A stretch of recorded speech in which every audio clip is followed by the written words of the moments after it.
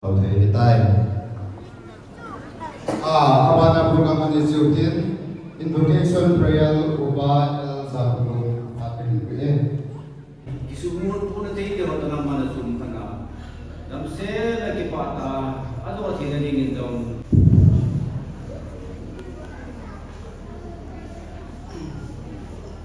Amasa beri pada jauh siu, lima puluh apa pasti tungguan nak pin he.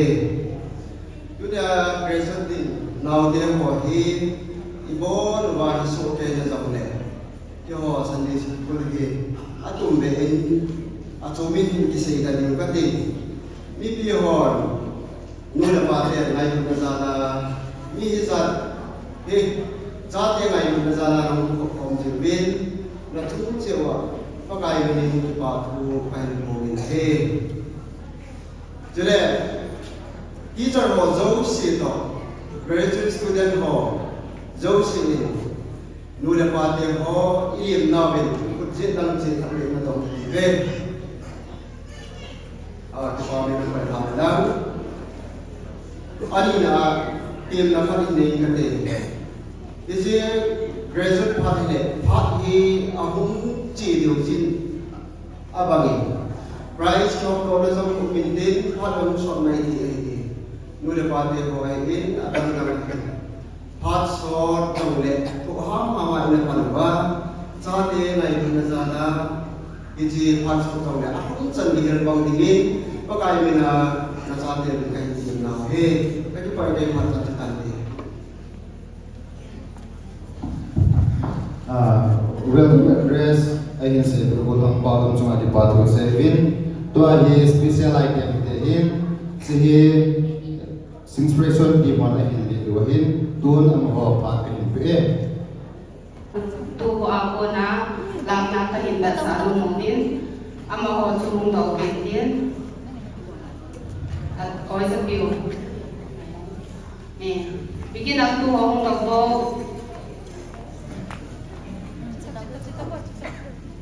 alam ho na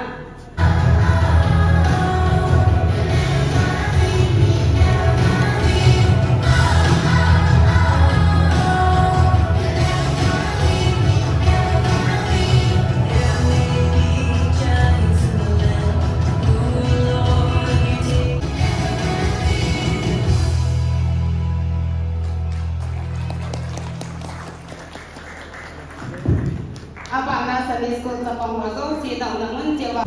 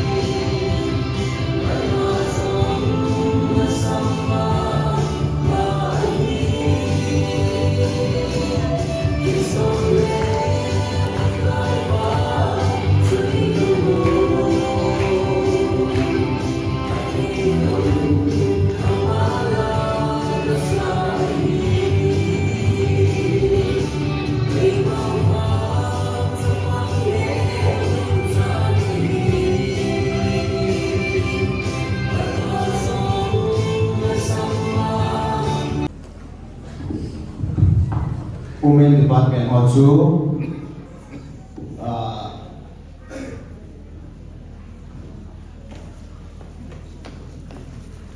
napon rin hong ting dio si sika pa ita bakpat ha opi tayo opin Sunday school graduating student ho ye uni bo sia ye ika kai tuai lo singkul ma ma jing di Ayo banga niyo sakatiya ko na Sunday sulung kayo wa damte na China tip na uzau si ang oke ko na hin mute pati ati ta patin pan da sala griso mung changte izin masapedin patin lo inai birin graduating student o i in coaching in patin chi ko samujam tuhin graduating student mo na po sabin hindi ko leo sa pamin din katarakan ko din iging sabi sa ko din nung Lydia Chinwaitin Lupe Dotoro Pa Paulin Lupe di Aizolon address of him daw kala kung siya kan sibuin niyo sa silang area lo sa mong diye Gracie Naiwaitin Dotoro Nulas Kuning di Aizolon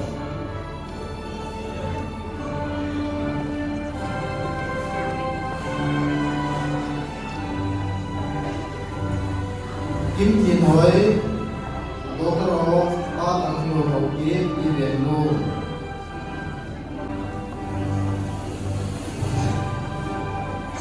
Lam Nei Kim Dotoro Pa Kutsangam Singsit di Aizolon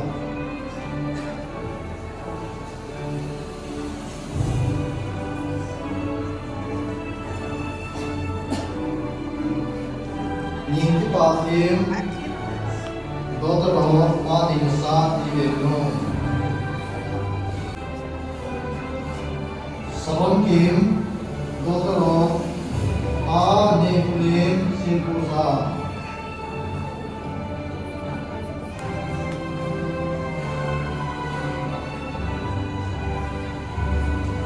Suryana Mazem Hoi Dotoro Pa Ta Bintang di Aizolon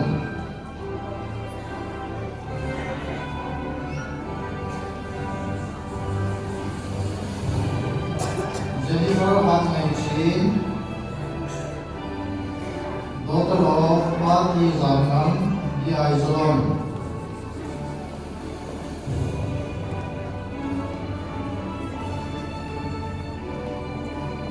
Diki Meilang Dotoro Pa Le Zam Hokip Equator Bank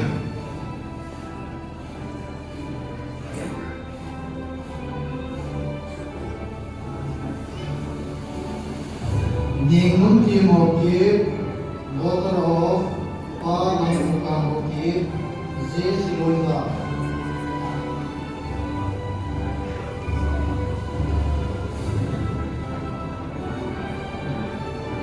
Chin Nei Kim Dotoro Pa Tangpin Se Boroi Ching Uki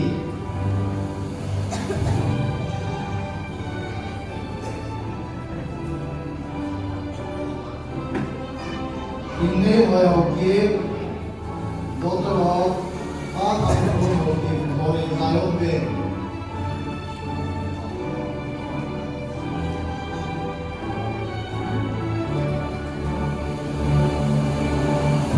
Chin Dotoro Pa Bungman di Aizolon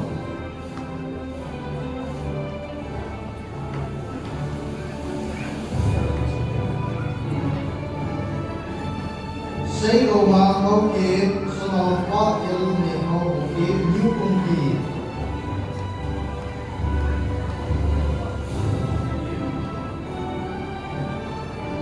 Eddie Tangjin Sono Pa Ti Sei James di Aizolon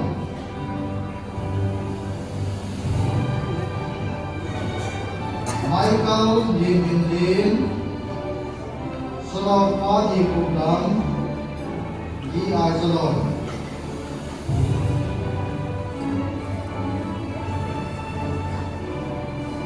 Lalmung Der Sono Pa Tangpin Ninung Lim Tangpin Les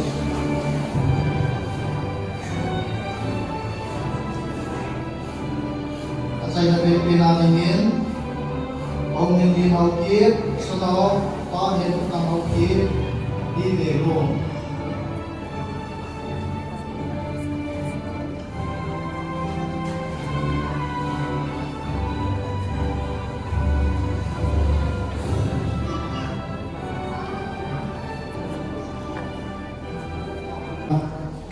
Result sa ako, so ceng hi kapag sa school union mo po na nila ay ta ani tipe ko la exam sa may ta bodo kung sa kan sa lelong kung ay ta mo din sila ang result hi bin so ceng hi to hi kapag sa school union ako na pihinga ina na hi kan nei hi GP na ben hi Pagong chairman pa yung lapi wintin, bilis sa pamamanin pida o pila kipa wintin.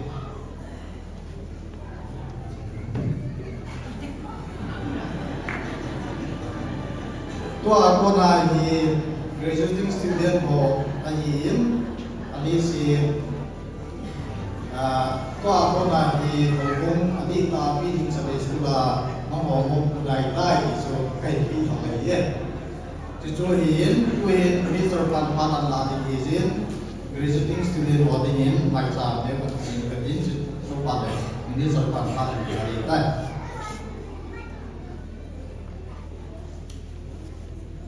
Kalau kita akan kita macam ni sama ini, jadi kita sahaja bisa mungkin sana sekolah tentang tak kaya nama macam nak lebih Jadi po do kailangan patin ang pinpo reason po kung tayo so sila pagpapakan po nila.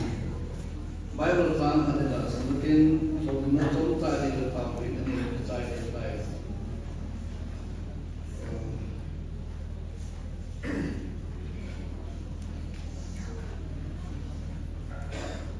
Ezra bung sagina simingte Ezra bung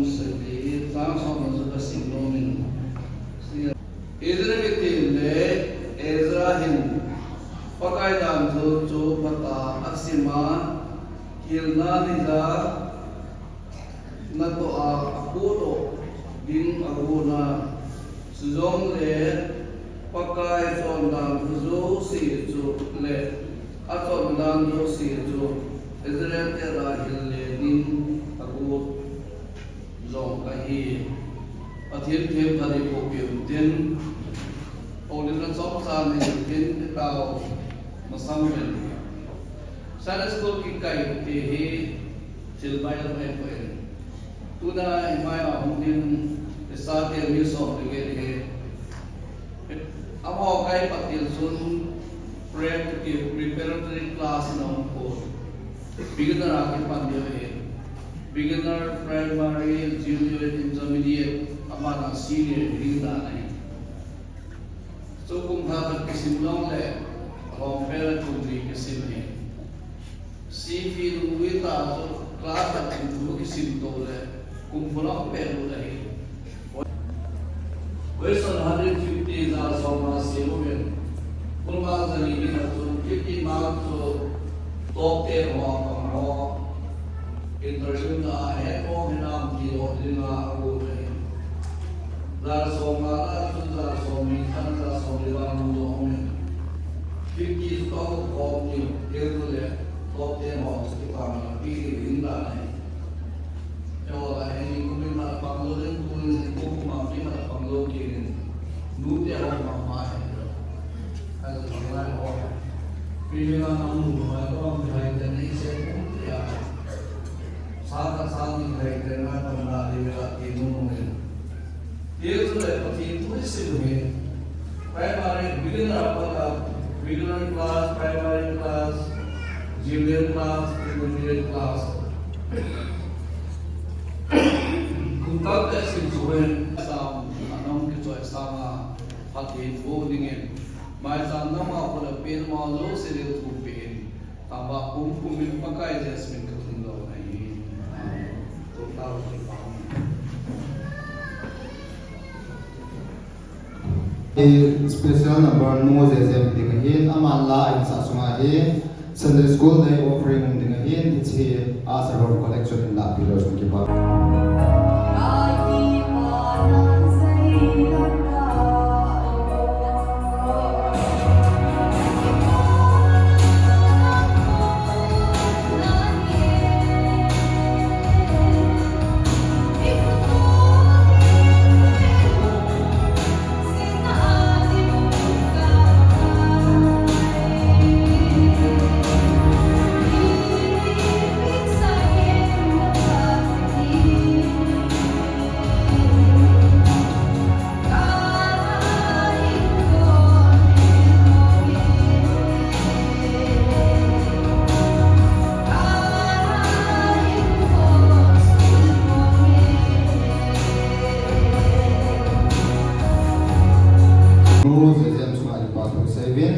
to a speech from graduating students dihin amo koi pen ki gong ham agi gong pen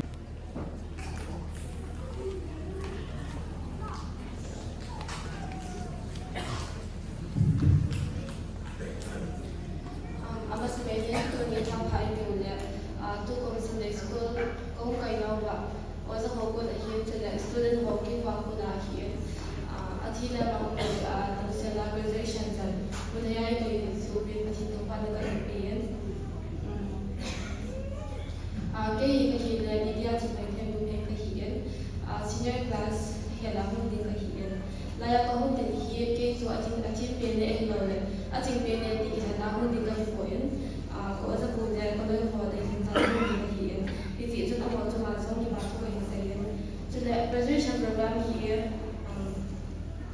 ho bung tam thai so ma ki ma ko hi ti chu ke no ni ta no ai so ka ne ko hi ti song le chu la ya ho bung mi te ho bung ingai ma ma ji mo be ke ho ani mo be ki thu bi ta ine bo ko be be na ko hi decoration ko hi chu le photo ko hi ada ta ko ki lo ta lo ki ta chu bi ta ki ho nei ma bi so be ho bung chu nga ka ki ba na ko le wa so si ti ke la ka hi ko na hi chu le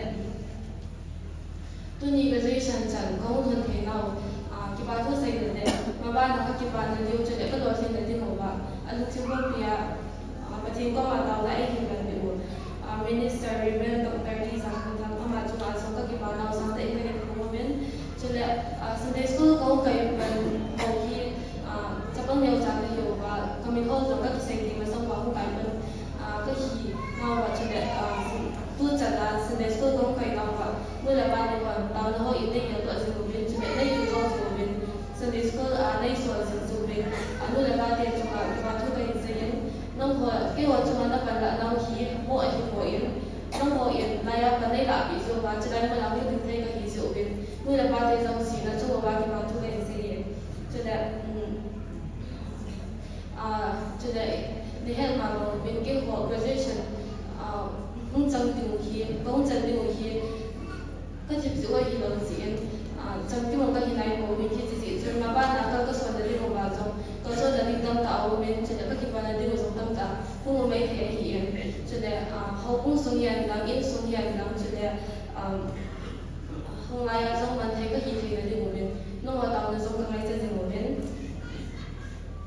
cho nên school là của số họ ở đây áp dụng họ senior class các teacher bây giờ họ làm năng suất trong các bạn là cái một bên thì cho syllabus họ chạy những bộ sẽ cũng là và chính tôi hiện cái mà cái dòng này cái hồ khám phải mang cái gì là đi hồ ba vấn đề là bị hồ ba bây giờ đây hiện sự bên cái sát bảo trong là dòng các cái bạn nó phải không cái đầu bên cho nên tôi là ở cái dòng gì tao nó cũng người tôi ta mình ta các quý đó trong đây chủ tập bị sự ba cho nên vấn đề là bị hồ ba đây hiện sự bên là chung hồ ba cái bạn tôi cái gì cái đầu bên sân này tâm tạo cho nó có thì là trong đây là lưu dụng này thì ấy gọi là nó gọi là lưu dụng này thì dòng này cái họ người tôi là ra cái họ là ra nhiều bị sự gì cái họ thì người ta ăn tâm mà riêng ấy cho nên nó họ vẫn đã ra là họ cho nên họ làm những thế cái gì cái họ dòng là chung là các cái bảo mà riêng một bên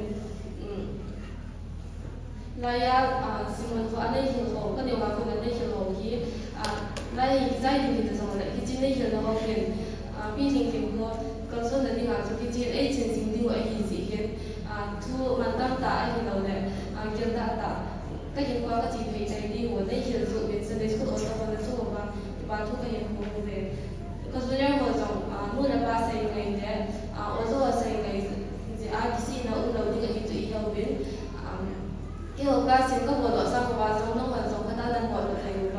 graduation จะนั้นก็เป็นที่หนูเป็นจงที่หัวที่หัวอีกสองก็ยังที่หนูเป็น我是我ที่หัวจงก็ที่ว่ามาที่หนูเป็นไอ้จงก็ไอ้มาที่หัวที่就当打个比动我们其中的那个嘛我就因为从这帮人他现在我们所以说那个我们因为从那个打起来的弄个从那个打从各国都做到没几个题其中的因为中国那个看我吧弄个个有到个基本的就个三到三打因为从家长个很多比动我们以及弄个从不该有的就把他的影响比动我们我做从个人里面对一ก็เลยขอวิดีโอสิ่งที่ตัวแทนนั้นว่าจะขอมีเขียนสินค้าปฏิบัติก็เห็นสินค้าทางจุดที่เราได้คุยกันจุดทางมาสเปียนะมีสิ่งจะดำเนิน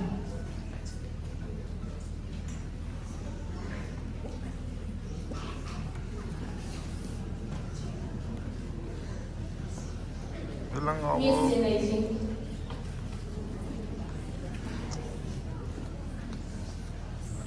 Ilang wekan ngawo.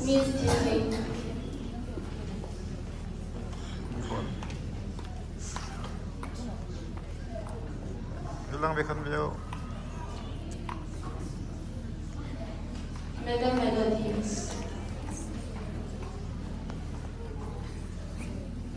Ilang wekan beliau. Miss Lily.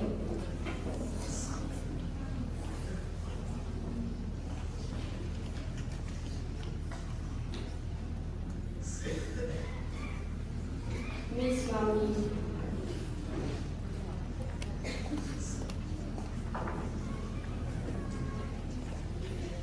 Sir Daniel.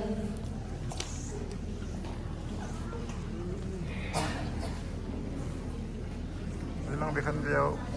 Sir Daniel.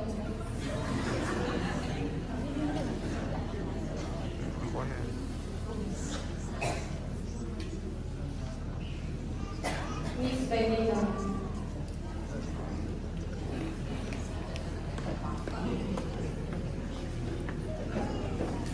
Ilang. Sir Aldrin.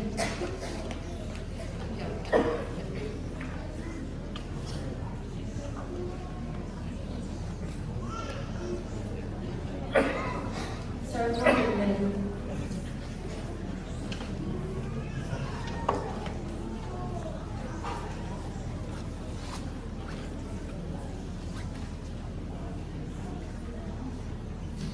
Sir Martin.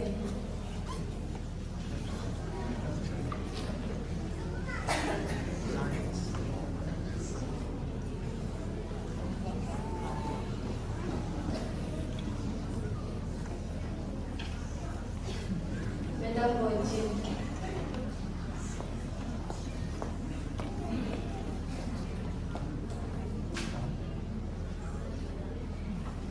Sir Monson.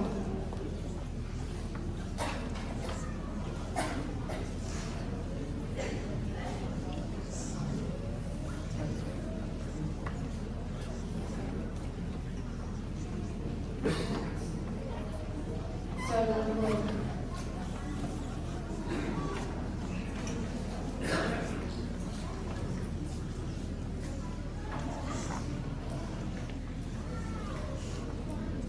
Sir Paula.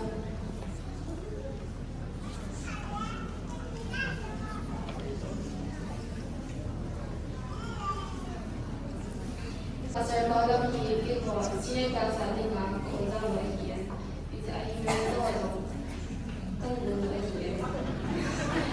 ka yin ke ba sa mo me sin ha ai ne ka te Emmanuel ECHR's Union Sunday School Teacher Certificate of Appreciation Sir Paula Simpson in recognition of your dedication, commitment, and exemplary service in Sunday School.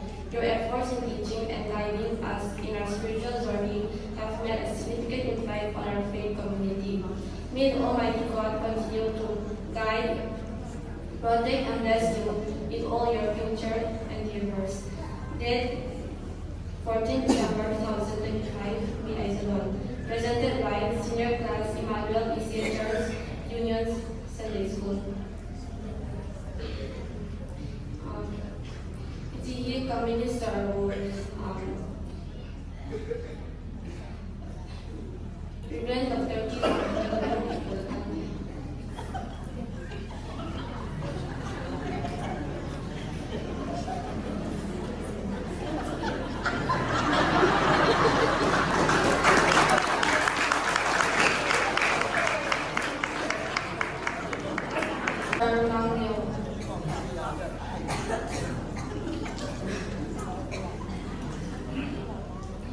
Sarnado Umar, Sarzai Kulun,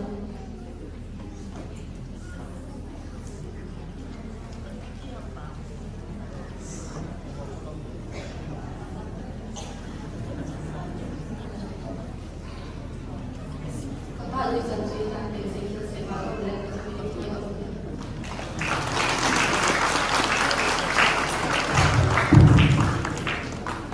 Spitze in der Büro zu der Kosovo Büro Senior National Department Sevin.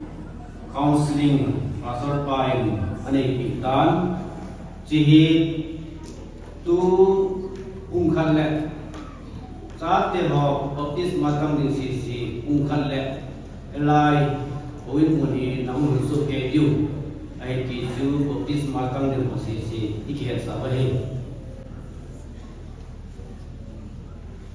Sule Nila Lahim Pakaian Zon Sacrament ini diuhin Jiwahi ahung thei san ahung thei lo chu kum kana an ai la ki chi a yanam an ke man pi hin dam na na lai mu na hung thei yo si ta ni la le lai hin Ide ho na ipin chi ni ma kilo de kilo se chi chun ana pang na ni na sa pe ni ka hin Masa penin hukum chairman pa pricing hoto ide kan ko masa penin ama musing lain ihenting le graduation mo hindi oiso hindi minister pa hin ko wali ko ang audio dimikila so patle akila in no nani bete ho chu chang pa ding no oi ko ho atang ko chang pa he Ijo ika akhir sawan lang sejauh mana di ketin cara kau ketin mai satu hinda itu kau ketin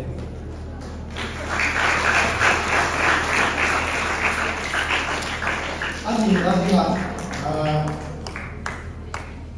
area langapo di involve sama ketin area langapo hati lusi din tentang apa sungguh antara jiwa nabi Isong le ningkum dukum ma area lain kita sangin sapang hoy na ala kan jirin isim ada semua saat ini naik nama aku play sebelumnya yang ada itu tamma masih enggak area dia pada price lo ye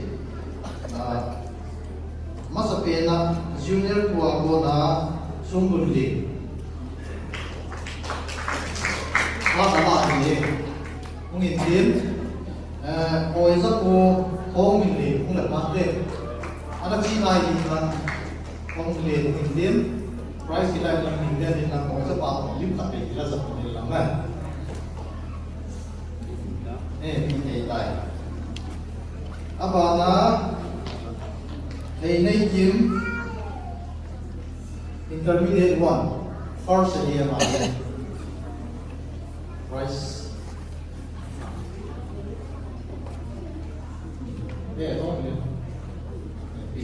Không nghĩa là gì mà xảy ra.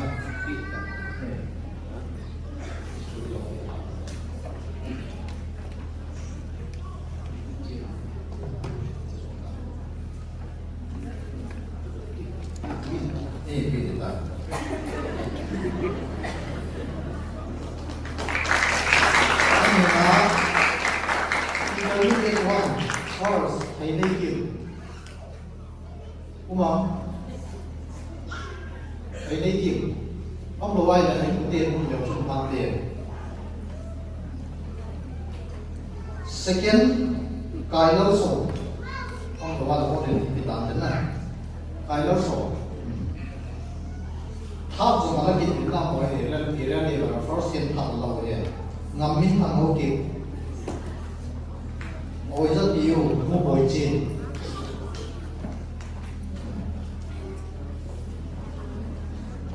ngắm mình thằng đồ không đặt bộ không một đàn thế này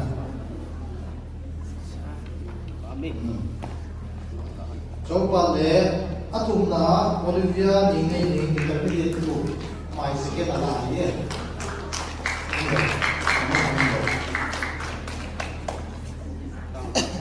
Olivia Ingrid intermediate to Mines area second ala ye Oisa to pass ye chimol som pusai Ujung ini pati dia lagi nak bawa orang dia na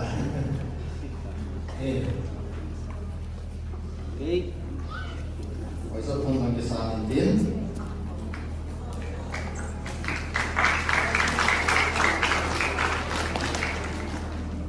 Abada Jin Nei Chong intermediate to Jin Nei Chong Trong khi mà nó để làm việc mà nhưng mà ok là không đi mà nó chỉ là nghề đến là cái việc là làm sai tài và gì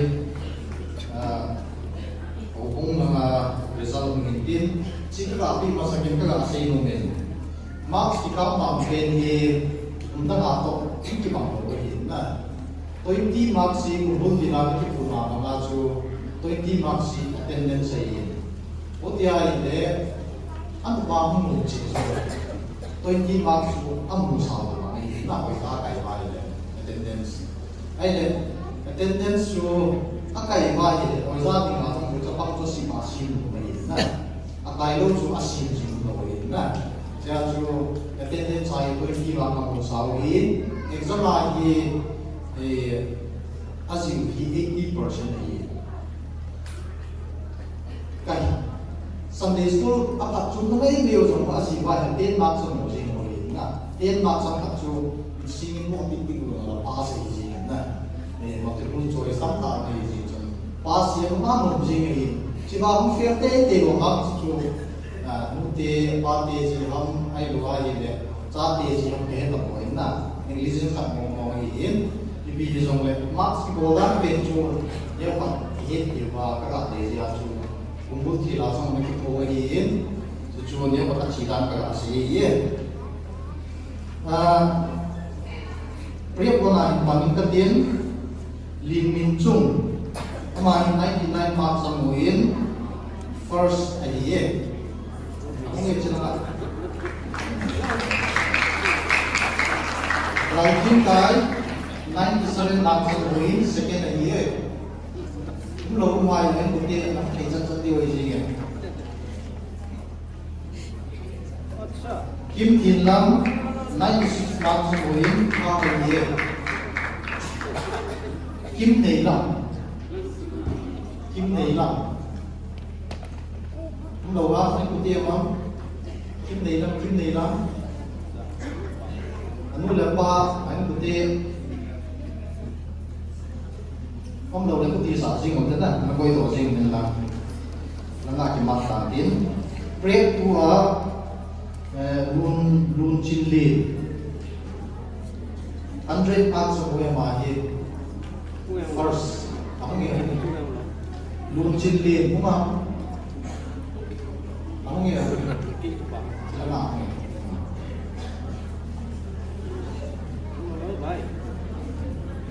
Nếu nu 99 marks second year nếu nu này ông nghe nếu nu ha là gì Kim Nei Ha 98 marks của mình ha chứ làm sao mà ông nói gì abana beginner one ningun nei 100 marks course beginner one ningun nei 100 marks course abana second team 98 marks second okay third in Lowland in Lowland 97 marks third year okay abana beginner two Kim Baek-loon 100 marks first year Kim Baek-loon beginner two King Nun Name 99 marks second. Beginner 2 Angi Zhang Min Lun 98 marks up. Keljen Tavana. Beginner 3 Irene Kim Zanei 100 marks first. Irene. Second position in Bernice 99 marks. Bernice Ongin. Harahin Paulun Mo 98 marks. Up. Amin. Primary Wanahin. First Niomin Moite 100 marks. Kim Lalde 100 marks. Martin Yanya first head. Moite to Kim Lalde. Second Aye Tumomin Emmanuel Lin Ro Chung Ting Tin Hoi. Emmanuel Lin Ro Chung Ting Tin Hoi 90 marks Chi Moel.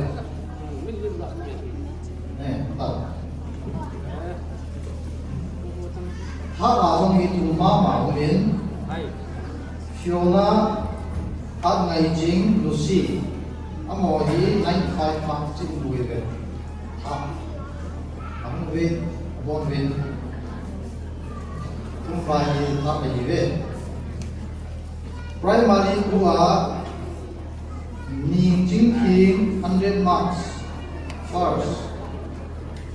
Angin Si Go Chung 97 marks second. Nego Lin 96 marks half.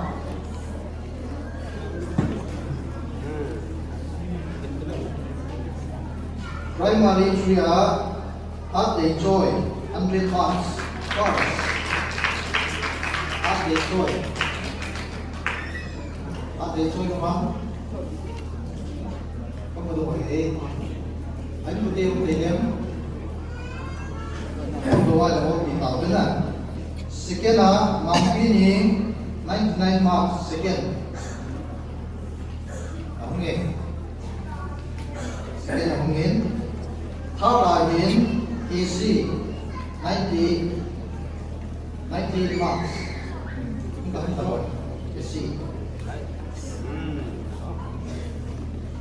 Junior 1 Ahi Aulilal 82 marks.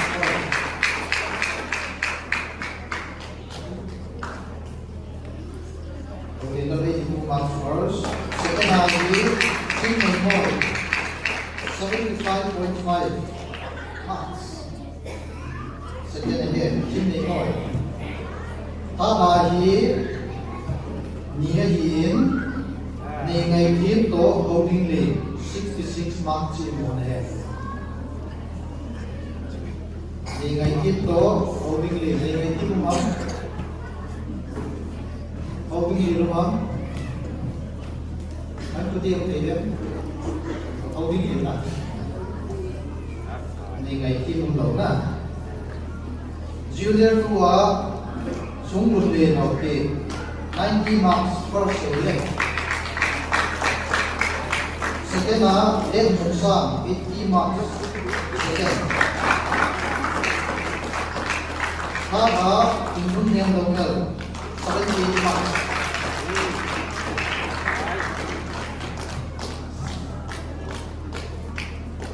Junior 3 first Kim Ne Hoi 72 marks. Kim Ne Hoi. Second heat Kumong Min Hoi Jing Kim Nga Nei Lam Hang Go Bin upon 69 marks in Mole. Hoi Jing Kim Hong Min Nga Nei Lam Bin Hang Go Bin Hong Nge Thaka Le Jing Ha 68 marks. Kawan kita benar. Abana intermediate 1 Nay Kim, 85.75 marks first.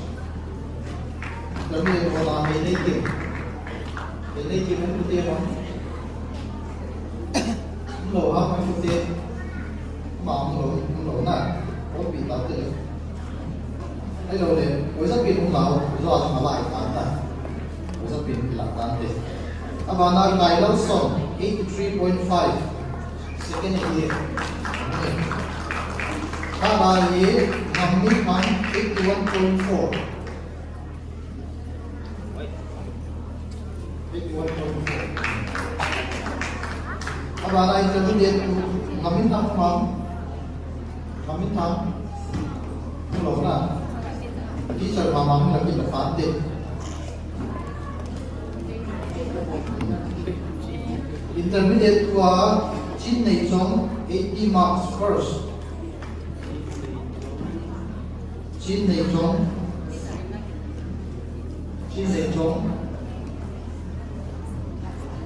Masuk kila kita deh.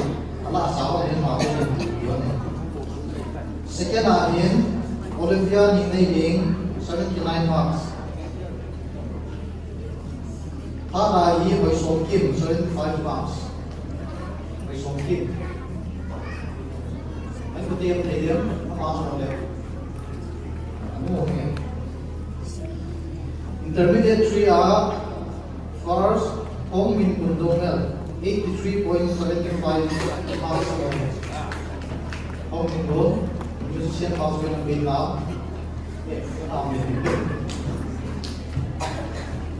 Second Kim Thi Noi 83.15 marks. Kim Thi Noi. Third Ngai Nu Mang Ngai Nu. Amai 82.91 marks sampai tahun ini. Senior Lydia Chin Wei 72.81 marks for popular.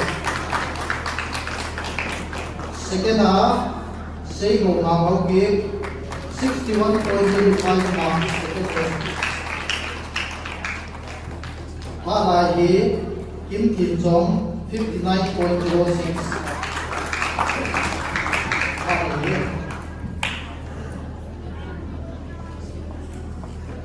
Wamin Chairman Pa Yung Pita Tin Tuin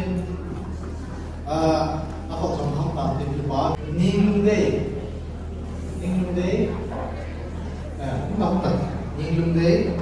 San Min Ho Hang Ngô Lang Giang Ngô Đến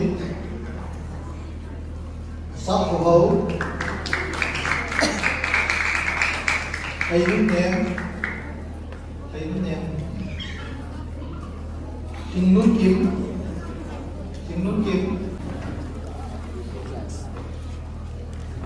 Jessica Chin Nei Kim Jessica Niệm Bôi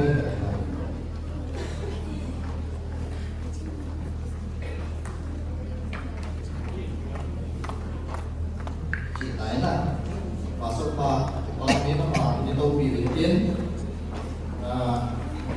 apa lagi diwai di tengah zaman dia buat politik mui yang lang tayo yang lang kesongan saya sih minta ancan ngomong Nude apake ho na ho panhan ale to ngain sala ito bang graduation program hi tu madina sam himan thi ki we hisin graduate student bole nude pa ke so si sunga sam ke pa tu kai se ki de Thế do hùng cái tầng tiên mai trang ho lẽ số mà hoa chủ đề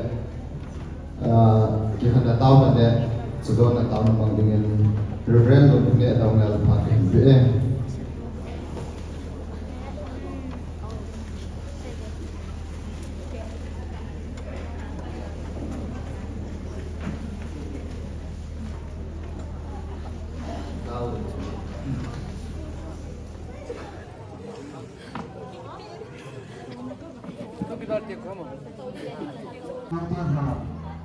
Misa lagi in buktis na candela yang hal tak guna penahi pati hatan kita dengan zirin pati tumbala pilih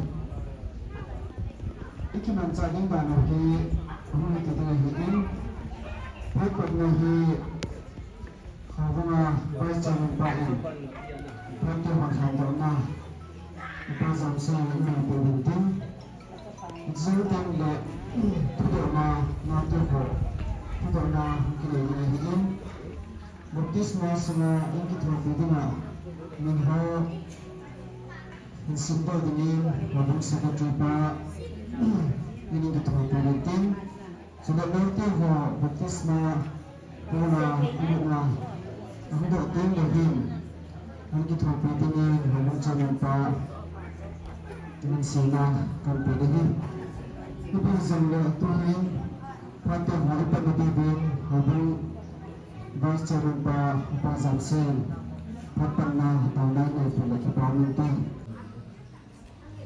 Pakai kecil Yesus Kristus tu nahu kita bela pema, kau semua nak sosial ini, himna jangan ini kita pun dulu kita di mata sedem. Amin. Yang okay, no sorry, kita tu mana?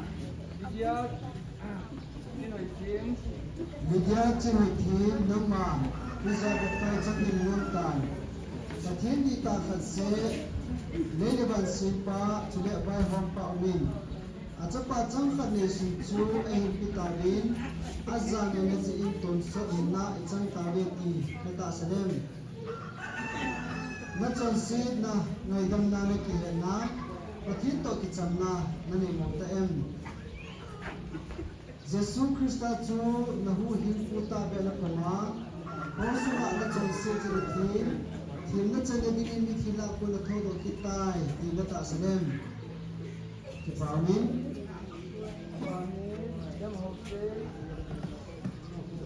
Himuse nama iza betul cangse menuntan. Matim di takase be anu mengingca. Address le jam yang lawan meeting kuki dengan tim menga cinikin.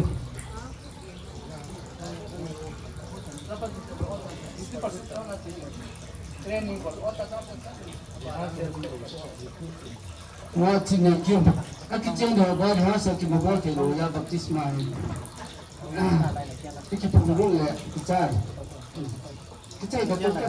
Tim nama Yesus Kristus nahuhing puta biana pama nata sanazang na pundo taziin papatin sa papatin sili lagaw tin patiminin baptisma kaboltan hi bici patin chu na patin hizinghan lang na chunga apan na ni sabangin kumkun bazing jing taheng amen dipiwan amen abana dengin martha kinitin Kantong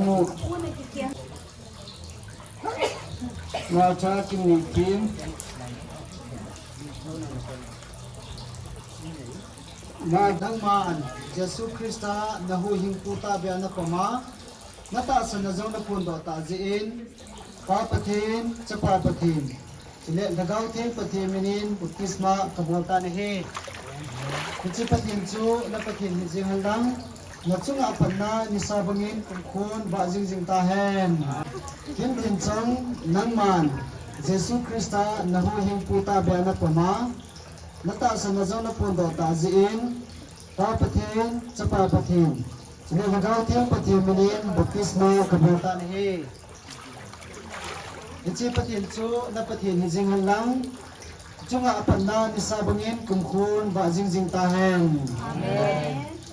Kumang Yesus Kristus nahuhing puta biana pama nata sa nazong na pundo taziin papatin sa papatin sili nagaw tin patiminin baptisma kaboltan hi Ichi patin chu na patin hizing lang natsunga apan na isabangin kungkun bazing jing tahen amen man Yesus Kristus nahuhing puta biana pama nata sa nazong na pundo taziin papatin sa papatin sili nagaw tin patiminin baptisma kaboltan hi Kecil patien cu na patien hizing handang Sin hing nangman Jesu Krista na hu hing puta be ana pama na ta sa nazong na pondo ta ziin pa patien sa pa patien Sila lagaw ting patien menin baptisma kabolta ni he Kecil patien cu na patien hizing handang na cunga apat na nisabangin kumkun ba jing tahan Jesu Krista na hu hing puta be ana pama Nata sa nazong na pundo ta ziin papatin sa papatin Sile lagaw tin patin minin baptisma kaboltan hi Kasi patin chu na patin hi singan lang Ito nga apan na nisabangin kumkun bazing zing tahen Pandip nangman Jesu Krista na huhing puta be na pama Nata sa nazong na pundo ta ziin papatin sa papatin Sile nagaw tin patin minin baptisma kaboltan hi Kecil patin cu na patin hizingan lang na cunga apan na nisabangin kumkun bazing zing tahen Nangman Jesu Krista na huhing puta be na pama Nata sa nazong na pundo ta ziin papatin sa papatin Sile nagaw tin patin minin baptisma kaboltan hi Kecil patin cu na patin hizingan lang na cunga apat na nisabangin kumkun bazing zing tahen Amen Kawaman Kamunin kinipo Abis bi Dungun Tinglang ni Basi Tinglang ni Nangman Jesu Krista na huhing puta be na pama Nata sa nazong na pundo ta ziin papatin sa papatin Sile lagaw ting patin minin baptisma kaboltan hi Ichi patin cu na patin hizingan lang na cunga apat na nisabangin kumkun bazing zing tahen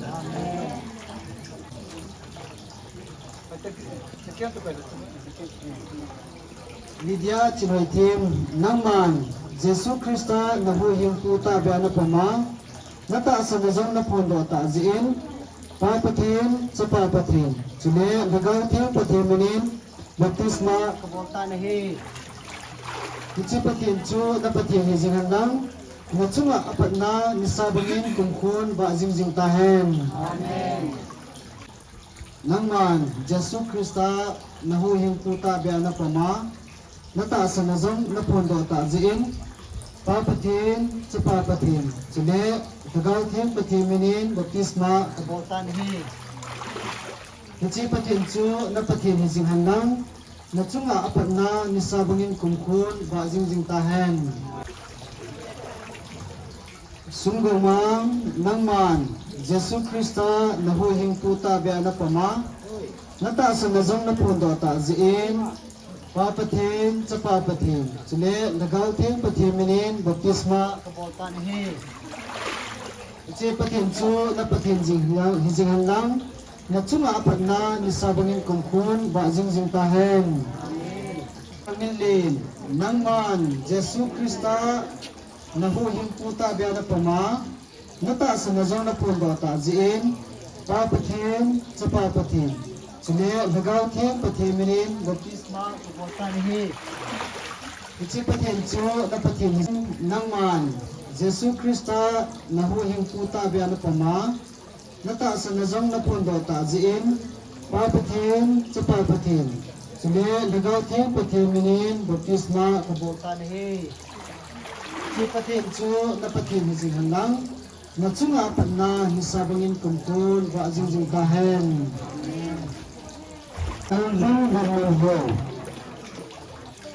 Elvin Buminhaw Nangman Jesu Krista na huhing puta be na pama Nata sa nazong na pundo ta ziin papatin sa papatin Sile lagaw ting patin minin baptisma kaboltan hi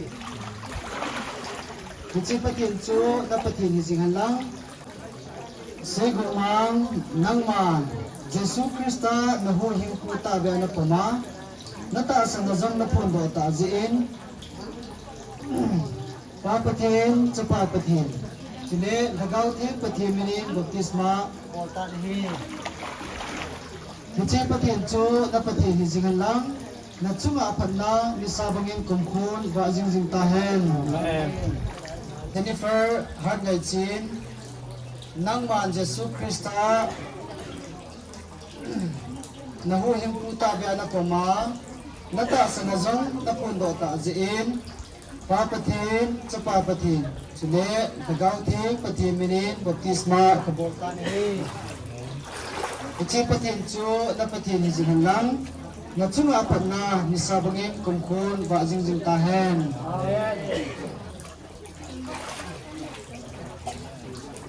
Kalau gak hindi na hitabi nang natin nga hindi tanaw din ti project na Jesu Kristo na taasan na pundo ito nahi ito nahi sakramentong na naong dinahiin for sikil lang talay po luwag na luwag ako yan na ba sikil lang talay luwag certificate pido na sa kong dinahi tis nasuman na dinahi tuhin at samain kay mga patinin na tao lahat mo.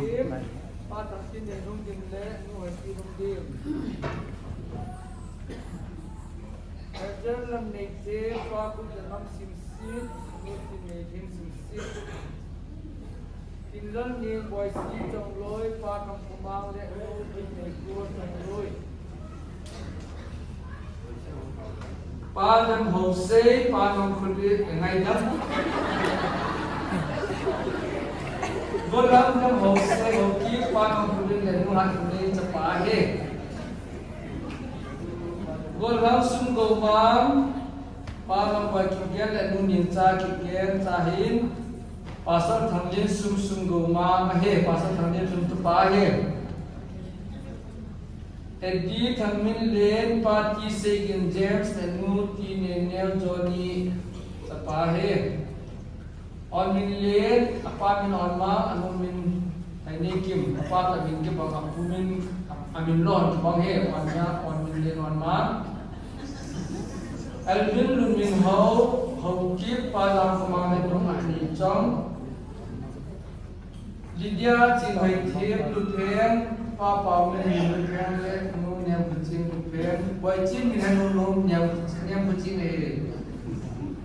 Jennifer hat ngày chín party làm nó một chút lệ, một tí đình kim bị chân mua hề. Xây cầu mang hậu kịp pa anh nhà hậu kịp là nông nhằm trong hậu kịp sắp phá hề. Hay là